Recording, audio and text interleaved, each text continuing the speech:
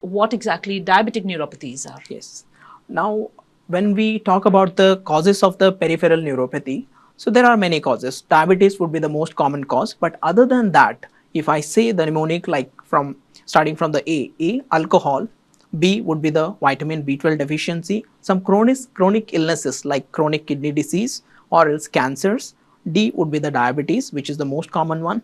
E like a endocrine neuropathies, like any patient who is suffering with a thyroid illness can also end up in having the peripheral neuropathy. F for excessive fat in the body, that is a dyslipidemia, abnormal fat levels can cause. Sometimes genetic entities, heavy metal poisoning, which we commonly seen in case of some uncertified Ayurvedic medications which are loaded with heavy metals, that can also cause. And rarely the infections like HIV, hepatitis B, hepatitis C, all of them can cause the peripheral neuropathy.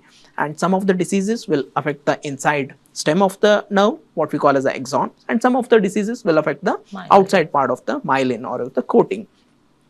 So when we talk about the diabetic neuropathy, yeah, it is most common, and mostly we see the many patients in the OPD with diabetic neuropathy. Patients are presenting in a similar way.